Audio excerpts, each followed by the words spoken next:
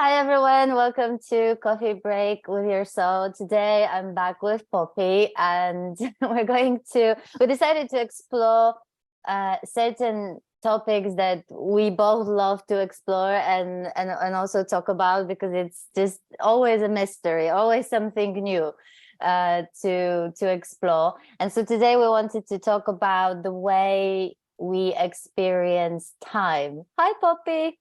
Hello. So Poppy, for those who didn't watch our conversation, which I'm going to leave the link below in case you didn't watch it and you'd like to watch it. In that conversation, you talked about how at some point in your life you actually couldn't find time. So Yeah. can you tell us when that happened, or how it happened, and what was that experience like? Well, I think my history, the period of time that I think change really, I remember happening, was quite gradual over time. So I had this symptom that I couldn't find time anymore, and it's only in looking back retrospectively that I've tried to create a narrative around how I think that might have happened, but knowing that I'm creating a narrative around it. But essentially, what happened was I recognized that I felt so just now that what was happening right now was so present and so inescapable, so palpable, that time was not really part of my day-to-day experience anymore. I knew that because when I was asked to reconnect with time, so I had to sign a form, or somebody asked me what year we were in, or not anyone asked you what year you're in, but somebody asked me how old my children were, or how old my son would have been now. Any questions that required me to go into to find time, I knew that I struggled. And I took myself off to therapists thinking there was something wrong with me, because honestly, it was like there was a fracture in my brain and I could not find time. I could actually feel the wheels working hard to make the wheels turn, to try to cognitively orient myself in time. It was definitely a thinking experience, and I had never known that before. That was definitely something that just arrived in my experience, and I've since tried to work out, how did that come about. But I would have to think. I remember there was a couple of times trying to sign a form at work can be really embarrassing, because you were filling all the form, you come to the date and I go completely blank. Literally nothing, can't find it. And people will go, yeah, love, we all do that. And I used to think, no, you don't understand. I just can't, I cannot drum it up. And I'd have to really try and work hard. So there have been really sort of embarrassing moments where I can't remember how old I am. I have been known to Google my date of birth to work out whether I'm one or the other. Oh my God, that is hilarious. If someone is watching this, then they will probably think, well, how the hell did you manage to function in the world with that? And apart from these moments when you when you didn't remember your age, or you didn't remember what the year was, did you feel like this really affected in a serious way your functioning, or did you continue to just function, only it required this effort to actually connect to time, so to speak? Well, these things are so sort of interconnected, but I know maybe we'll chat at some point about self. But definitely my experience was that the self and time were absolutely tied together. And as one changed, the other one also simultaneously changed. And this experience, this different way of experiencing reality, like this, was actually, I felt I functioned in some ways much better within it, because I was so present. I was able to, and I've always since been able to concentrate on things for long periods of time without feeling distracted. So I suddenly, I could do a piece of writing, or I could do something, and then realize that hours had passed and no idea about that. So my concentration. So in some ways, I definitely have experienced enhanced functioning.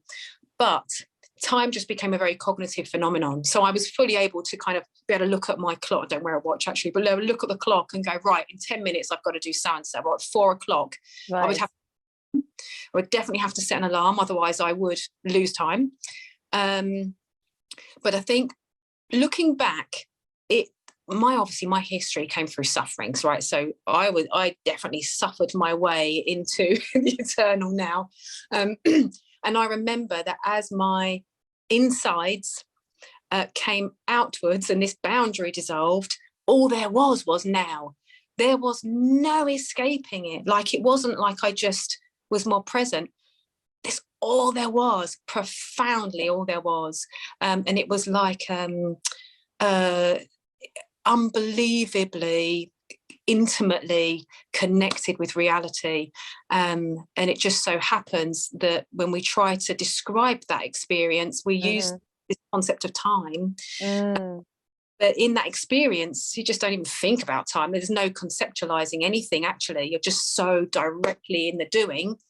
So it was just a more direct acquaintance with the reality of this, whatever this looked like. It could look like anything. What did you think? What gone? You talk a bit now.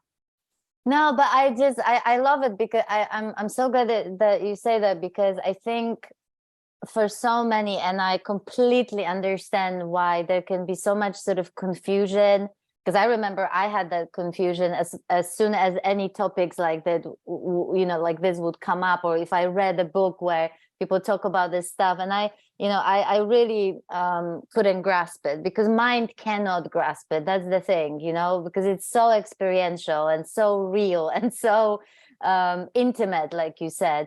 But I'm glad that you talked about your experience, like even the way you're actually more focused and more efficient in many ways, because I think we can have so many ideas that, like, oh my God, if there's like no time or there's no self, how on earth do you function? But actually you find yourself functioning way better in so many ways, which is so I'm really, really glad that you that you pointed that out. But before I continue to talking a little bit about my experience, was there a sense of at first, was there a sense of disorientation because of that, not having that sense of time?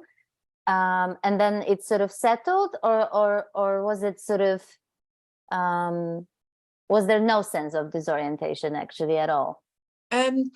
Looking back, probably disorientation. I just did not know that at the time. At the time, I just remember that there was so much suffering going on and so much distress. See, okay, previous to that, my conditioning was that I'd have always needed to know the outcome of something. I'd have been anxious to know the outcome. So I would always be in my head wanting the time to pass to know the outcome of something. But the conditions in my life at that point were that everything that was happening in my life was too big. It was too much. And I remember not cognitively or deliberately doing anything, but I remember becoming, because it was the only place to find any refuge.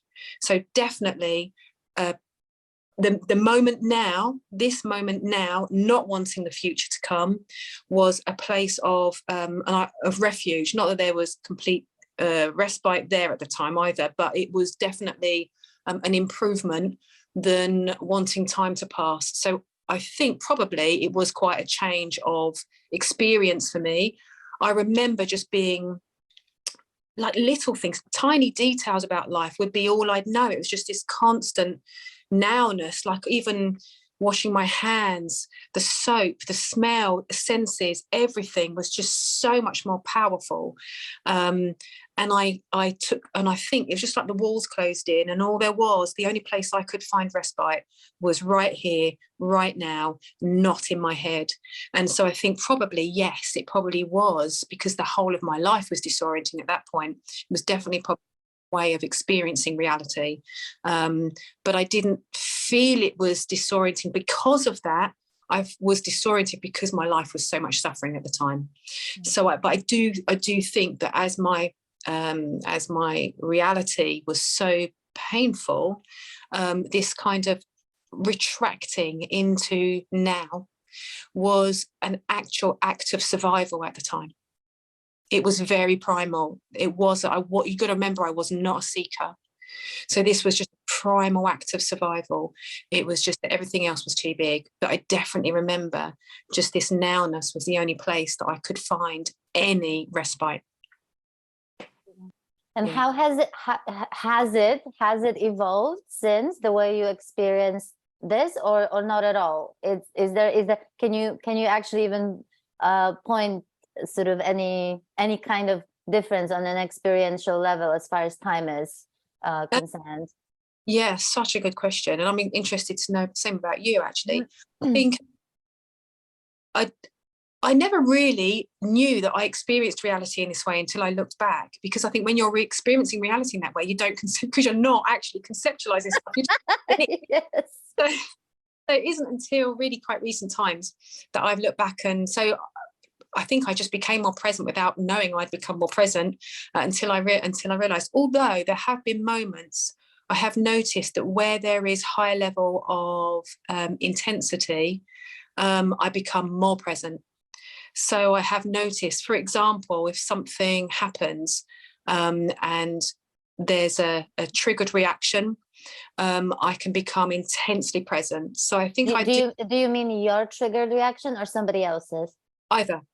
If what is arising there's a heightened energy to it, I've noticed that I become much more present, almost as if that's all there is.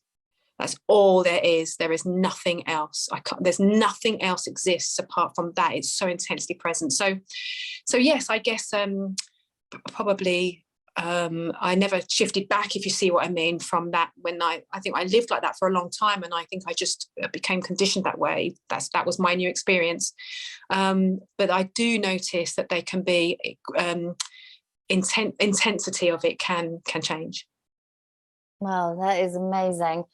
I actually, I mean, I had to sort of, again, as you say, switch on the cognitive wheels, as you say it, to actually to take notes on the subject, like before this conversation, to actually go back to my experience. And I noticed that I think for me, the first time there was a massive shift as far as time was with my first awakening. So this is what I refer to as my first awakening, when I had this deep realization that we live in a thought-created reality. Yeah. And when that was realized, what was like a default from it was that there was no past and no future, and unless in the thought, in the moment. And that was just incredible. And I'm not talking about like the denying of facts, the denying of situations that happened. That's not what I'm talking about. But it was just so incredibly clear that everything is happening right now, and that in order for me to think about the past or the future, I have to actually think something, that really, we can't really talk about the past and the future, really. They don't exist, because all it is just a movement of the mind. Yes. Right? About the the thinking about the past, situations, or thinking about, potential future. So, I mean, that was, it was life-changing. Yeah, absolutely. And I recognize, like, it's so fascinating, isn't it? I recognize the same, that without there being a sense of self, without there being an identity, there's not really a past or a future either, because the notion of a past and a future required an identity to have that past or a future, to write that story.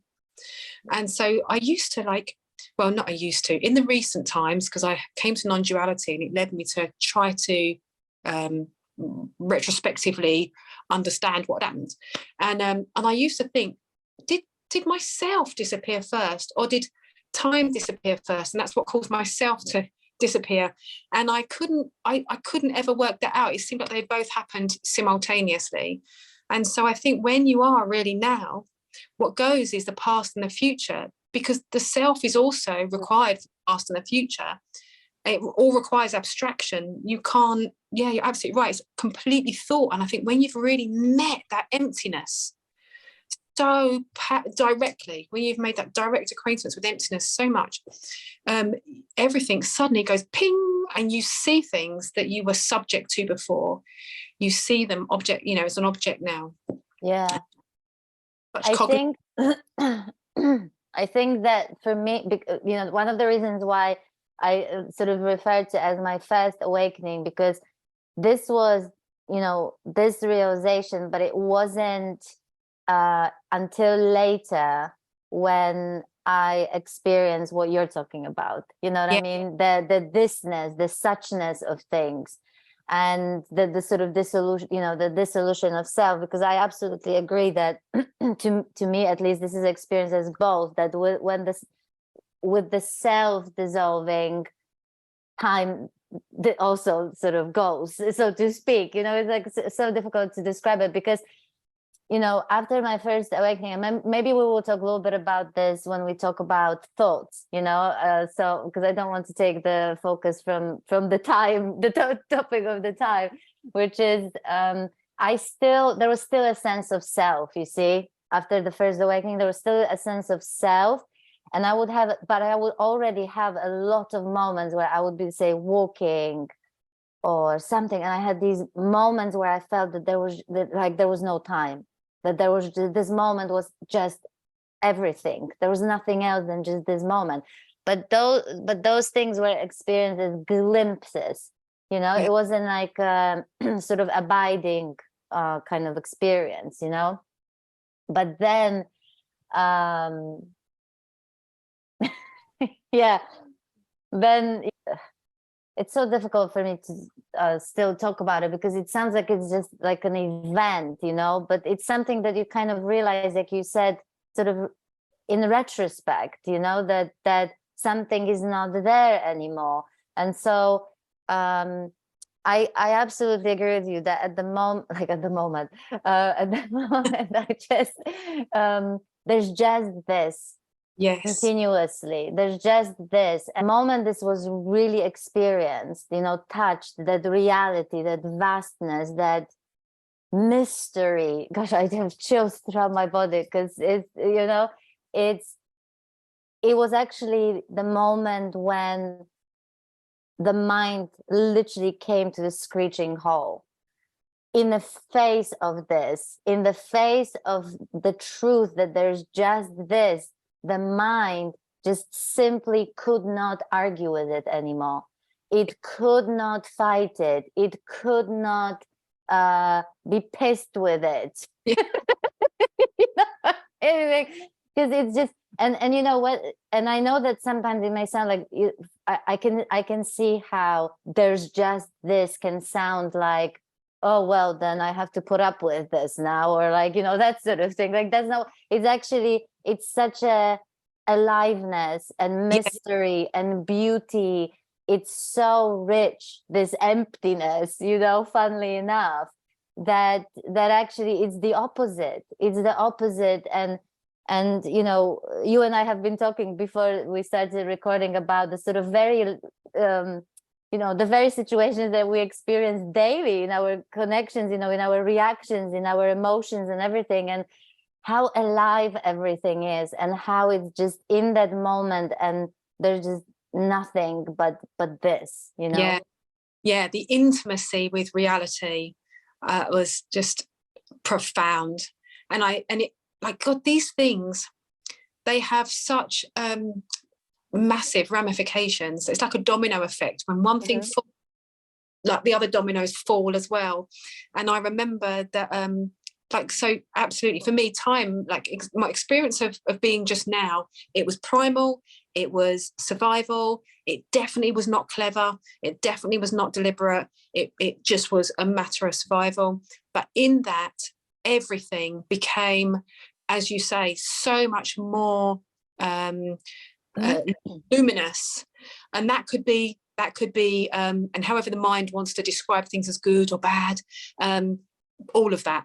So if there was a triggered reaction, it was, if there was feelings, they were luminous. If there was triggering or conditioning, it was also equally like loud.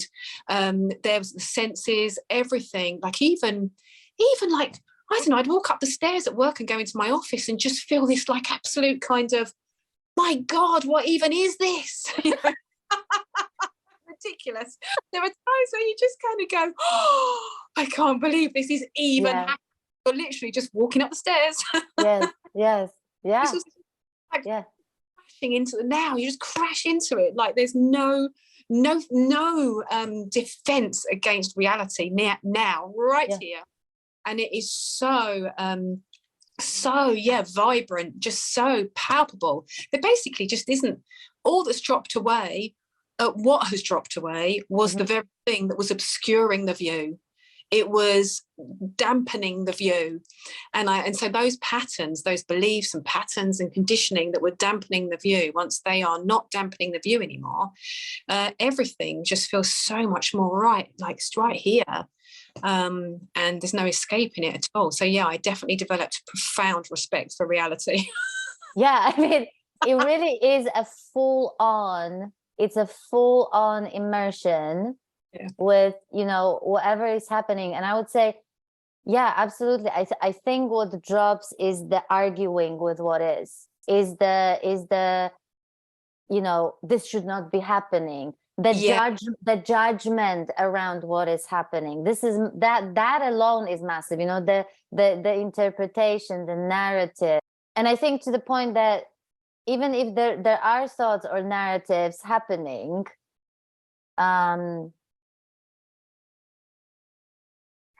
it's like they're just so seen for what they are. So so it doesn't matter. So it doesn't.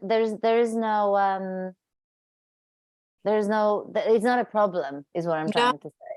Yeah, it's like there's literally no escaping it. Honestly, I found that even when I was trying to argue with reality, I would see that. And then even that arguing became what is. So literally everything that could happen became what is. It embraced it. It just wouldn't leave anything out. So it's like, I would say, and it's funny. You're absolutely. And this is why this is, it seems like it's not like this or like that. It's just whatever is happening. So it's so, because I can see how it's so easy to then go, oh, so it means no narratives. Oh, so it means there should be no narratives or something like that. No, it's basically just whatever is.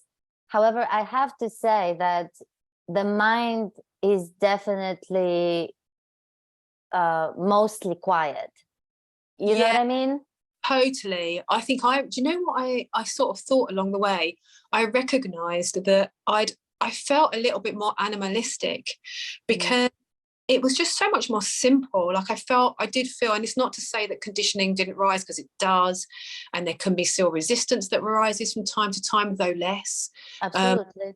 But I just realized that I felt a bit more animalistic. It was just much more, there was much less. I didn't really experience self-referential thinking anymore. And I don't want to go into the self because I know we're talking about time, but in this moment, essentially, a bit like an animal would experience this moment without all of the language. I realized without language, there's no suffering. Without language, there was no suffering, because without language, there's no thinking. Without thinking, there's no interpreting.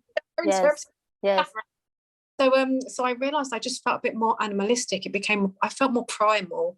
That what I was experiencing was so much more through my body. I really experienced and saw the world through my body. Not because I had ever tried to do that. It's just what had happened. And just like an animal, really, I just felt much more drawn by the impulses that would come up in the moment, just much more in the moment. So everything felt a bit slower, actually. Everything felt much more, everything was just so much more here. I've forgotten what else I was going to say. You carry on. Don't worry about it. But the thing, it's a good segue to talk about memory, actually, because that's another issue, which is not a problematic issue, but it does show up. And you know, the memory that impacted that realization. I don't know, it's just, again, I noticed that only in retrospection or through conversations with others, that my memory is just awful. Like, it's really just awful. And to the point that now, because I've been having conversations on these topics with so many people, there's certain stories that I've told, you know, like many times, so it's much easier for me to repeat them, you know what I mean? Because it's like, that's okay, that makes it easier. But if you ask me, like, what did you do yesterday, and sometimes even a few hours ago, I duh, you know, I would give you like this, you know, look, and I'll have to really make an effort to actually remember what I was doing.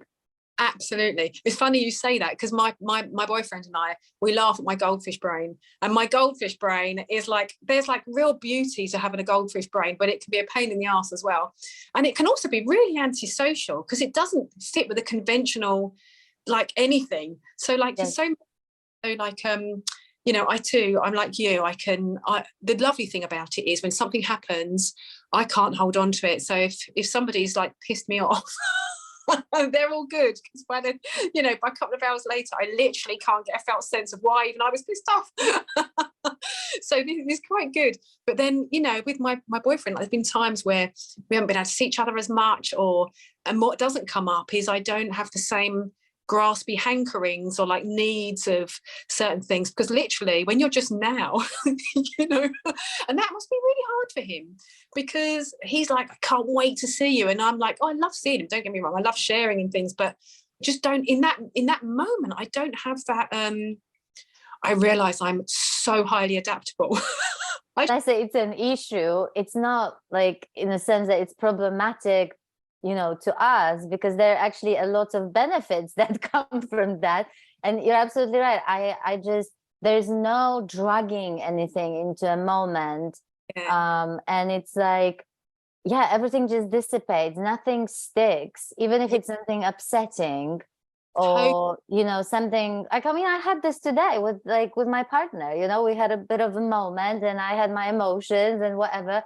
But as I was telling you, I went to my room and like tears streaming, and I'm like sitting there thinking, I don't even know why I'm crying, but it's so beautiful. And I just felt so alive, you know, and it was just simultaneously, I really just genuinely don't know where the tears came from, but I thought it was so beautiful. It was so releasing. And, you know, 2 minutes later, I'm like, on my laptop, chatting to my partner again, and it's like, you know, it's like nothing happened, like literally nothing happened, you know. It's so bizarre, isn't it? And I used to think, but I can tell these kind of, I never had the impulse to really tell my memories, like that dissolved when I like what changed. The impulse to tell this story of me over time also disappeared. Then the impulse didn't come. But when there were times where somebody would say, or there was need to, I recognized that I could try to describe these memories of what had happened, these moments of previous nows that I would try and describe, but I just could not get a felt sense of the emotional connection to them. And that was quite antisocial, because in our culture, and I can only say this because I've obviously experienced it and recognized that there's times where I might say something and I can see that historically I feel like I should have had an emotional response to what it is that I'm saying, yet I can't find one. It's like, and it wasn't like I felt numbed out. Also didn't feel numbed out. I did have to work around that. I did have to think, am I numbed out, or am I just, but it wasn't, because I was totally, there was so much intimacy. I was not numbed out. There was so much intimacy. I could remember these events cognitively, but what had was the me that they had happened to. Absolutely. And that is, and again, I want to make it very, very clear that we are not speaking of any kind of denial that certain really upsetting or you know, situations that were just, you know, emotionally difficult or physically challenging. And so like we're really not talking about any sort of denial of the situations that took place, because I think that this is really, really important. It's just that I suppose that the sort of dwelling on it, the sort of the narratives about it, they sort of drop, and if they don't drop, and there might be still something happening, again, it's recognized for what it is. But generally speaking, you know, the sort of day-to-day, you know, interactions, clashes, a little bit of, you know, this and everything, it's just in the moment, and it's not being sort of dragged into that so to speak next moment. In many ways, to even say that there are moments, if we were to really dig deeper, it doesn't even feel like there is any moment. There's just this, you know what I mean? It's like, it's that sort of thing. But I can absolutely relate to what you're saying about the memories, that you can talk about it. You can talk about stuff that happened, absolutely, but there's no need unless you're asked about it. And also, it really doesn't feel like it belongs to you. Like it's more like relaying a story that belongs to someone else. Yeah, the story can feel, it's like relaying a story that doesn't feel. In fact, I realized that when I became, when now was really my prominent experience, most things I experienced felt personal and impersonal at the same time. So like emotions, they didn't feel like they were mine anymore. I just felt like I was feeling that, whatever it was I was feeling on like of humanity. I really felt like, so when I was sad, I was feeling the sadness of humanity. Just the thing that I couldn't find in the now was that it was my sadness. It was like I was experiencing it. I tried to explain this to you before. It's like I was experiencing it, but I was experiencing what it was like to experience it. And it sounds like such a mind screw up, but it's actually quite a profound difference. And I think we can experience them now in different ways, but we can either experience it directly, a bit like an animal, experience the now, or we can experience it now through the lens of cognition and abstraction. And I think if we're experiencing it through the lens of abstraction, then there is a lot of time, a lot of memory, a lot of narrative, because we're experiencing it through this filter of abstraction, of thinking all the time. Yeah. But when that is not there, and there's just a direct experience of now, of reality now, you don't have that. There isn't there isn't the narratives going on and the memories that keep coming up. It just doesn't arise as much anymore. It's not to say it never arises. It doesn't arise as much, and if it does arise, it is, well, from this experience anyway, I often will very quickly become aware that that's what I'm experiencing. So I'm experiencing what it's like to experience a narrative. Yeah. Or I'm experiencing. And it would become very clear to me that so if I started getting anxious about something, I'd realise I've literally just created that reality myself by thinking. I was fine until I thought that. I literally just created that myself, all by myself. And that would become very clear to me very quickly. Yeah. And it makes complete sense, that when these sort of narratives drops, and that presence is the, it's really that you're not becoming present. The presence is you. Yes. It is you. Yeah. So what about okay, no, so I wanted to say that see, again, I'm forgetting already what I wanted to say. La la la. It'll come. Yeah. And also, when you're present, you don't know that you're present. You can't. Yes. Present. I mean, I recognize that. I literally lived like that for a decade, having no idea that that's what I was doing. Yes. It's retrospect, very recently, that I've looked back. When you're present, you have no idea that you're present because you're too busy being present. The thing that popped in my head was that maybe someone who's watching it might be thinking, well, what do you do if there's no future? Then what about planning? How do you plan things? And what about that? So can you talk a little bit about that? Yeah. I mean, I must say, I definitely do a lot less planning than I did historically. So I think there has to be a functional reason. I don't tend to naturally, well, what doesn't tend to naturally arise is the impulse to think about the future. So in looking back, I don't think I do as much future planning. However, there, of course, you know, I have a busy job, I have a busy home life, I've got children, so I do have to functionally think about the future, and I do that. But I have to use strategies, methods. So I use a calendar. I have an Outlook calendar that I literally rely on. I have to use alarms. So I am functionally able to do it. I guess basically what seemed to change was that my mind took on a useful function rather than me being subject to my mind all the time and not even knowing I was. That's what happened. So my mind became a functioning instrument, a better functioning instrument, rather than me living every moment through the lens of my mind. So I can still use my mind. I can still make it function, but it's a deliberate action a bit more.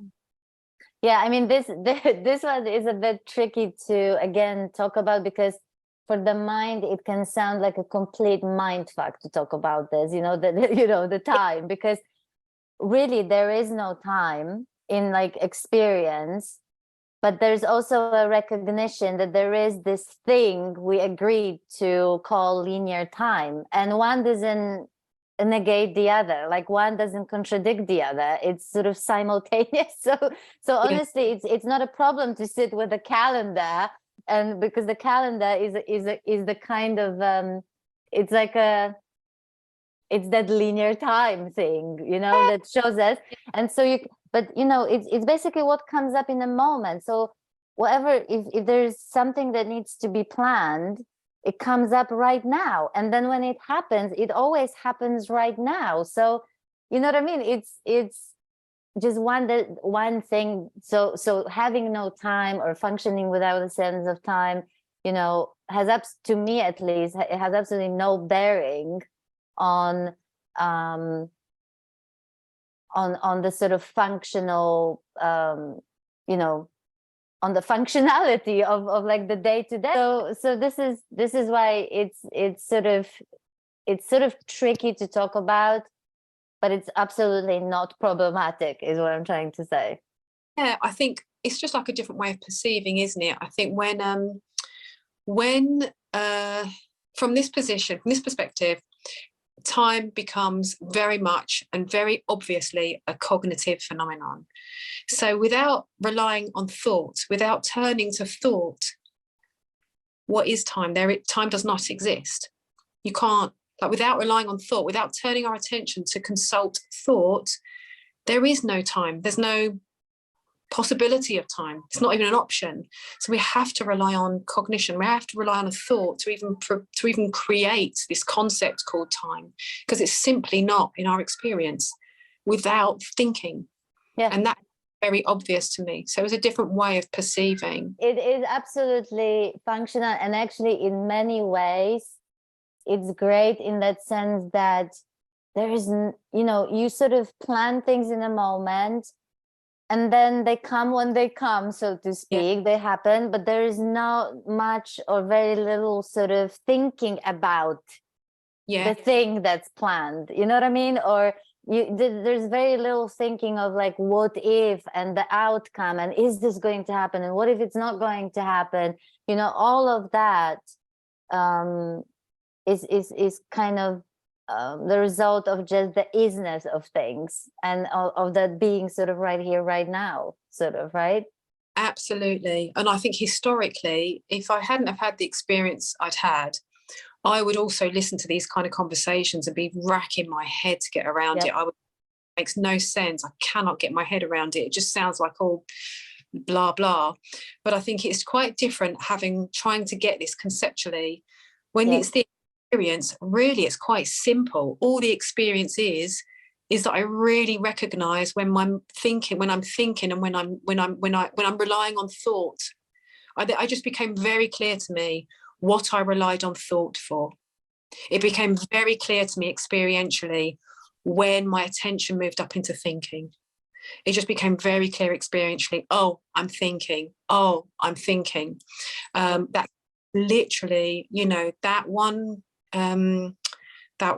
finding, that one kind of realization clarified so much, because from that realization, I realized how much I relied on thought for very fundamental things like time, like self, like memory, all things.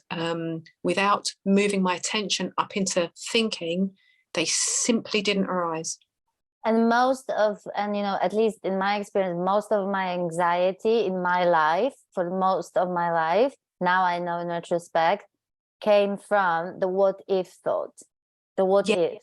The what if would take me to the future that wasn't even real, and it's just making, creating these really fucked up scenarios, or, you know, really, really scary scenarios. And I'm also not suggesting, because again, this can be this is why when we talk about these things, yes, it's very simple at the experiential level, but it is also in many ways kind of multidimensional and complex, because, for example, the what if thought can be very useful. The what if thought allows us to prep, to put certain things in place, you know, in a very pragmatic way, say, you know, as far as our finances or something like that, right? I'm going to make sure that I have some cash when I go on holiday in case something happens. But this is, again, beautiful way of using the mind for like the functional, pragmatic,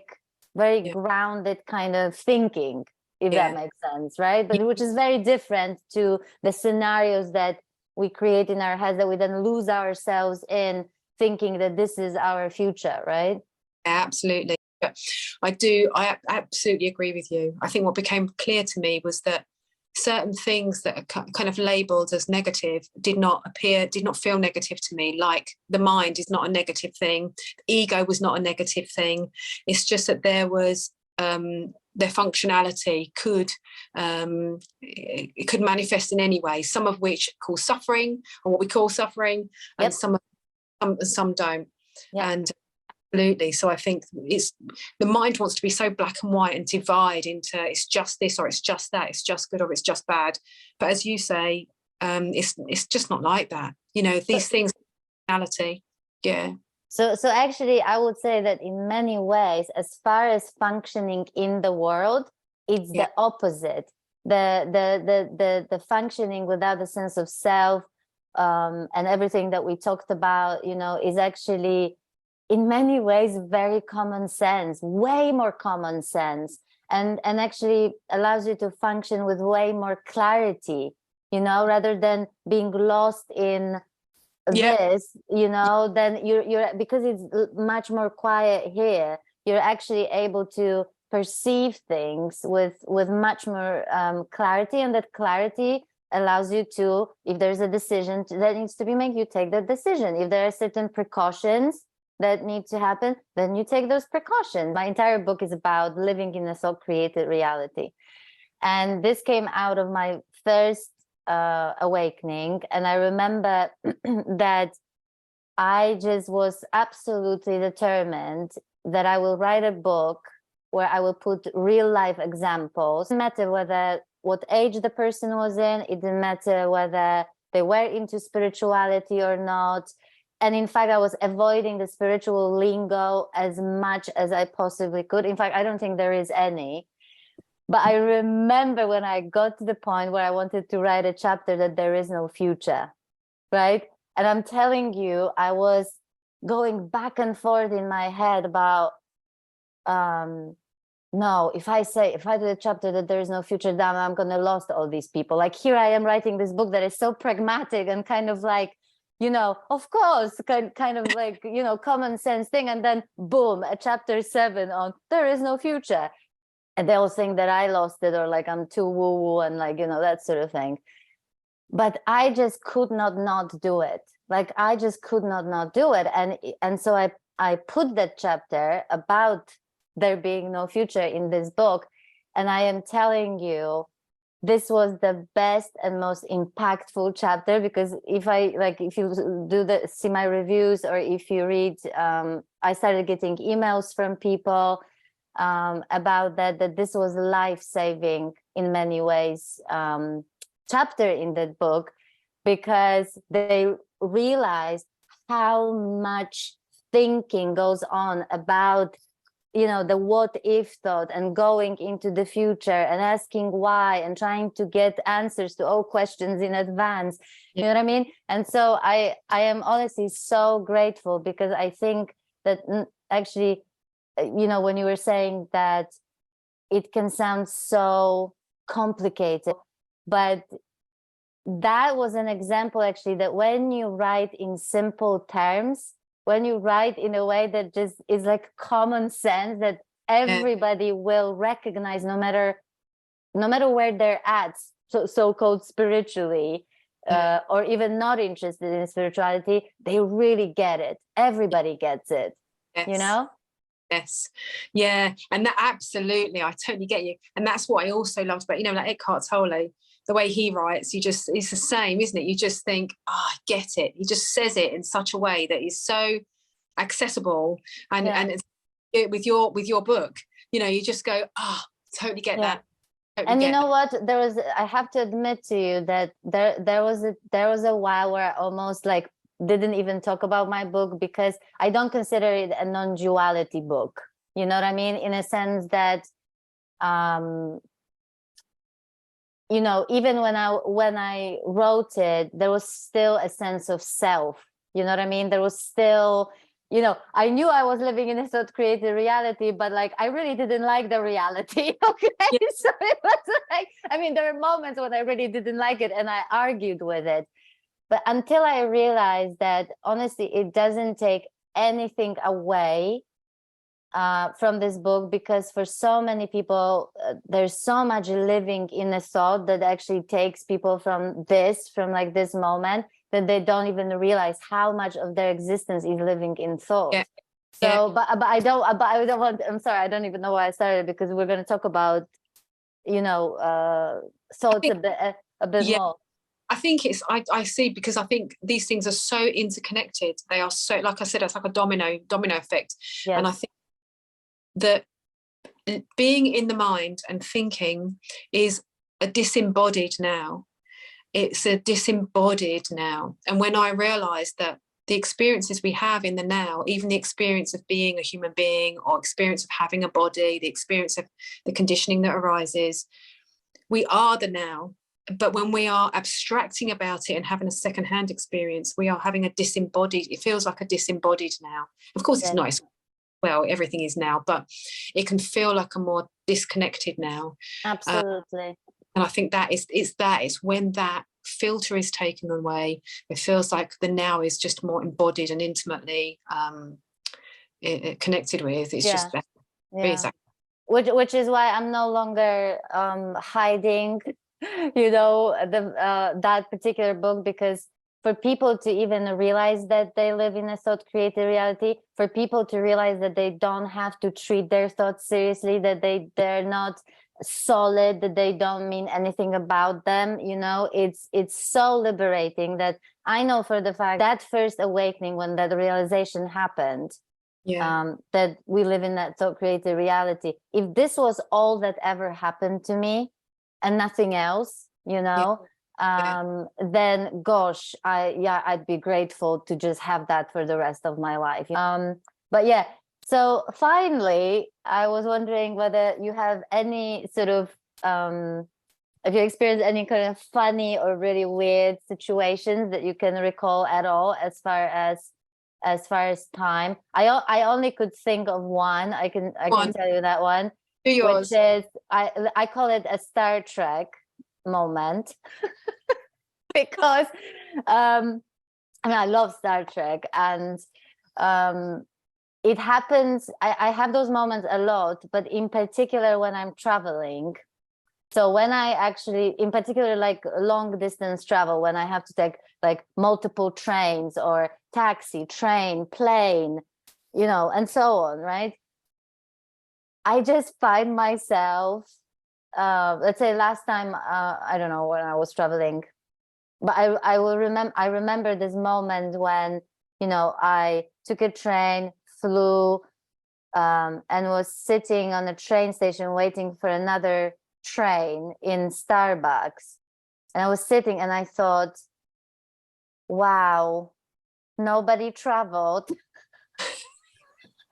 It was like, I can't explain this. It's almost like the feeling of like this, the thisness, the reality, the right, that we are, has never gone anywhere. It has not gone on a plane, has not changed any location. Like it's just constantly this, and then different pictures just appear in my awareness. So like right now it's Starbucks, and then it's going to be a different location, but like there's the reason why I call it a Star Trek moment is because I feel like I'm somewhere, there's like a teleportation of some sort happening when the actual travel doesn't take place at all. So I mean, obviously some sort of travel has happened, but it hasn't happened either at the same time. Yeah, it's like being in a parallel universe, you know. Yes. I know, it's so strange, isn't it? I do call it just interact, just day-to-day stuff, like holding my 5-year-old's hand and him going, why are there leaves on the floor, mummy? And me going, well, it's because it's autumn. And then not about an hour later thinking, we are nowhere in autumn. We're not in autumn at all. Or you know, I forget how, like, this, don't take this bad way, but sometimes I really struggle to remember exactly what age my children are, what age I am, or, you know, I have to actually, you know, I will take myself off to try to work it out before I'm like exposed as not knowing. Just funny things like that, like really just genuinely everyday little things where I just think that's ridiculous that I have no idea about that. Yeah, I could really use my attention and be so like on fire with my attention and write stuff and be so kind of so present. Yeah, I can't tell you how old I am, or, you know, I also found it with space. So I'm terrible with directions. Don't expect me to be able to follow any directions. Even if I'm in a pub, I will go to the toilet, come out and have no idea which way to turn. None. It all left, all of that was gone to time and space. It's definitely lots of like little moments, but I think this was like that one. I remember when this happened for the first time because it really hit me. I was like, wow. I was sitting at Starbucks like, wow, Starbucks, like, how did I get here? And it's like and even things like I'd go to, I don't know, like something would come through the front door, and I'd go and pick it up, and I'm like, I actually have joy opening an envelope. This is ridiculous. I know, it's the littlest things that are just like, you're so often in just awe of like, wow, like this or this, you know, it's like a bit like Or there would have been times where I'm sitting there talking to my boyfriend, and we'll be we do have quite like deep conversations, and we talk about stuff, and I will say to him like just look at this. I mean, what even is this? And he looks at me as if to go, oh God, she's going on one. Like, please make it stop. So it's just things like that. Yeah. Oh my God, that is so cool. Poppy, thank you so much again for your time. And yes, so this is at least our current experience, our take on things, current take on things, because who knows, like maybe when we have a conversation in the future, things are going to look very differently to us yet again. So thank you once again. Thank you for watching, everyone. Take care. Bye. Bye.